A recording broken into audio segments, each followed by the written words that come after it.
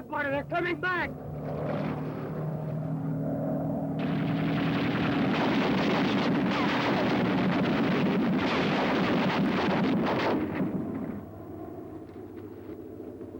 Front end. Take the front end. I'm hurt bad, Chuck. I might die. You're hurt, but you'll be all right. You're not dying.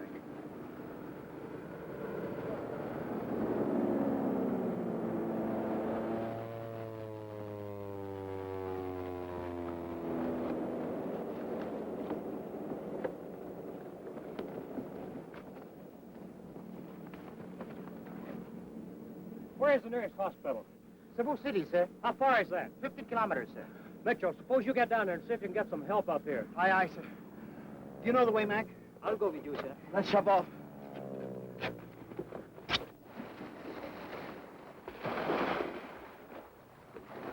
Any Japs around here? Only those up there, sir.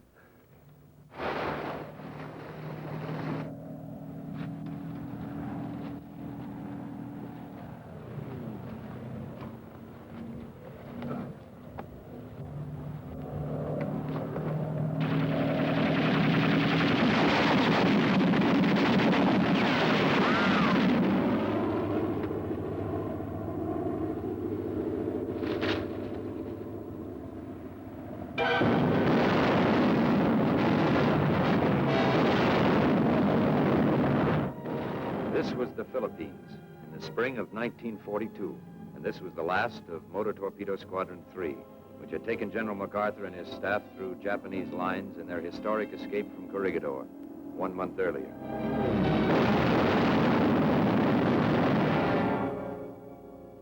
For the next 3 days, we hid out in a lonely, deserted lighthouse, licking our wounds, as it were, knowing neither what to do nor where to go.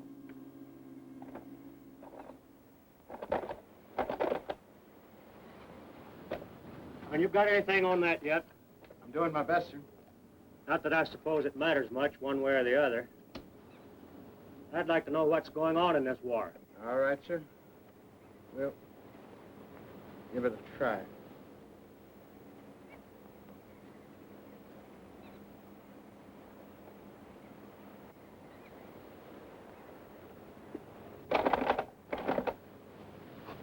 Sorry, sir.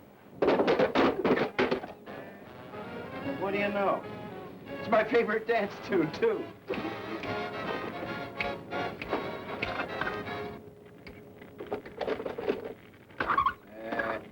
I told you. We interrupt this program to bring you a special broadcast. This is the voice of freedom from United States headquarters at Corregidor. Bataan has fallen.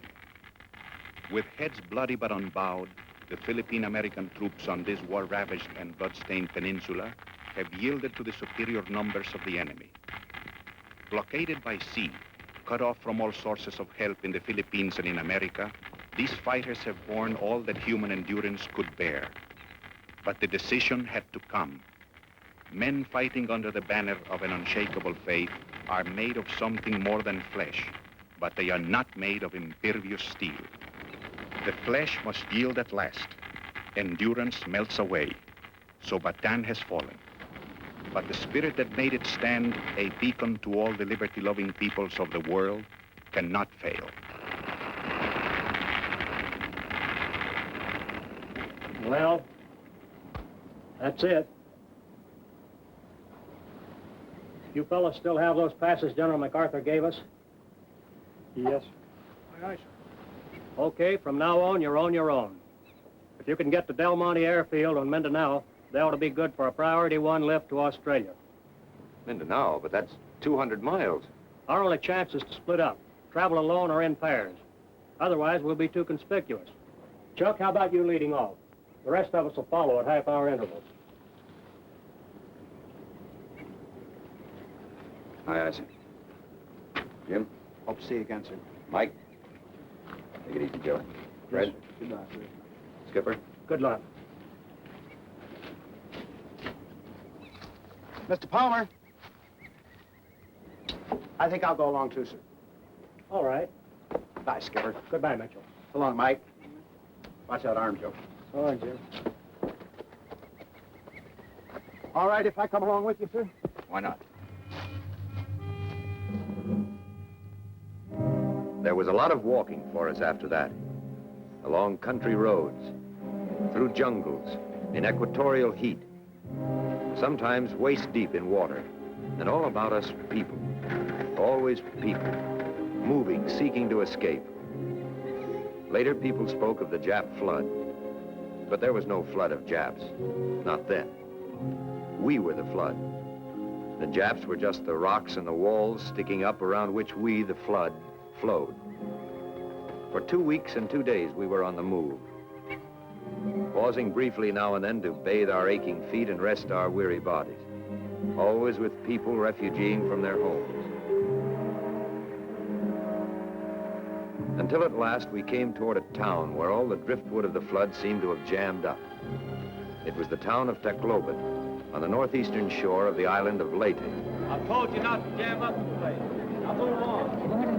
Move on out of here. Keep back. Now no food. No gasoline. Why don't you move on? Quit jamming up the place. Don't congregate. Keep moving. Any place is better than this. I told you you cannot go inside. Oh, Sergeant, who's in command here? Oh. Colonel Benson, sir. He's inside. Very well, thank you. I'm going to try to see the colonel. You circulate and see what the score is. Right. We must see the American colonel. It's most important. The colonel can't see anybody right now. It's for my cousin. She's very ill. She's at home. If she doesn't go to the hospital at once, she may die. I'm sorry, you'll have to wait your turn. Look, this paper. If the colonel will only sign this paper. Listen, lady, orders are orders. You people stand back there. No pushing. Stand back over there. You don't understand. My cousin is going to have a baby. She's very sick. There's no doctor anywhere. She must go to the hospital. It's a cesarean baby. Yes, lady, I understand fully, but it's impossible. We can't solve everybody's problem. No, I have to see the colonel. He must sign this paper. Take it easy, miss. I've got my orders. You'll have to wait your turn. What do you want? Oh, Ensign Palmer, Captain. Torpedo Squadron 3. Squadron 3, eh? When did you blow in? Just now, from Cebu. I'd like to see the colonel for a moment. It's a military matter. MacArthur, no. Colonel will probably chew my tail off for this, but okay, go on up. Thank you. Hey, how about you? All right, stand back there, stand back. No pushing. We can't take care of all of you. Take it easy.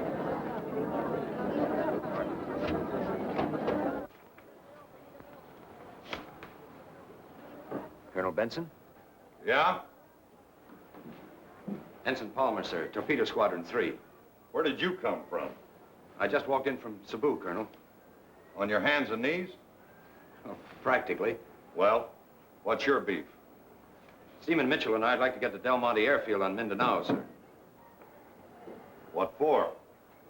Japs took that strip 10 days ago. Save you boys a long trip. You can stay right here and surrender. Surrender?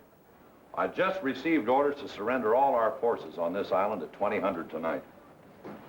Well, does that include us? It does if you're here. In the meantime, we're having a little party here tonight. Why don't you boys stick around and help us drink a little barbed wire? Well, it sounds fascinating, Colonel, but I personally have had enough of barbed wire. Have you got a better idea? Well, I thought if I could get a boat, I'd have another shot at Australia. What kind? Motor. There aren't any. Well, maybe a sailboat. A sailboat? To Australia?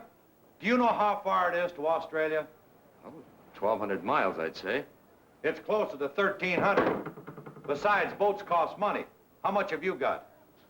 $40 American and about 10 pesos. Palmer, I used to think the Navy had some brains, but I'm certainly beginning to doubt it. However, in the interest of inter-service harmony, maybe we can stand a little touch. Say, 2,000 pesos? Colonel, that's very generous. Don't mention it. It's only money. Of course, if the Japs find out about this, they'll probably sue me. But good luck to you, Palmer. Anchor's away. Thank you, Colonel. By the way, go down to the end of the corridor and see Lieutenant Gibbs. Tell him I said to give you an issue slip for some new clothes. We can't have the Navy running around looking like that. The Admiral might not like it. Yes, sir. Colonel, I know you're swamped, but I happened to overhear something outside that I think is rather urgent. Everything is urgent. Well, sir, this is about A girl. Well, yes. Or rather her cousin. She's going to have a baby. It's a cesarean. Well, that's all we need right now, a cesarean. But if you could see her for just a minute, she only wants you to sign a paper. Good looking, eh? Well, all right, Palmer, send her up. A pretty face may help take my mind off tonight. Thank you, sir. Good luck, Colonel. Good luck, Palmer. Captain.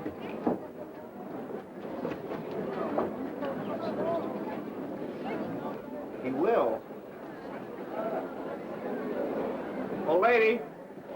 Old lady. You can go up now. Hey, Chuck. Chuck, over here. Thank you, Captain. First door to the right, top of the stairs. These guys are from the ground crew at Del Monte Airfield. They just blew in. Tell him what's up, bud. No, you don't need to. I just got it from the Colonel. Any of you fellows want to go to Australia? Australia? Yeah, sure. You said it. All right, we're leaving tonight. Anybody wants to ship on? Leaving how? By sailboat. Sailboat? Say, are you nuts? What do we know about sailboats? We're in the Air Corps. We're Army guys. All right. I got 2,000 pesos to buy a boat and stock it. Otherwise, it's a Jap concentration camp. What do you say, Jim? Yeah, but a sailboat... You want to get back to that gas station in Pocatello, don't you? Sure, but Well, then this is your chance. Come on, you fellas, but make up your minds. Well, what have we got to lose? I'd rather drown than starve to death in Jap bullpen. Okay, let's go. Suits me. I'm in. All right? Here's 1,000 pesos.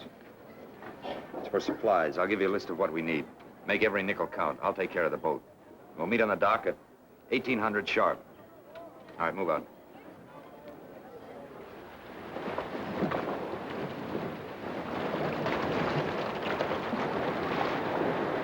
Coconuts, bananas, mangoes, dried fish, kerosene, milk. Milk? Hey, wait a minute, what's this? 375 pesos for 25 pint cans of milk? You said get milk, we got it. Yes, but that's about $10 a can. There's a war on. Chuck,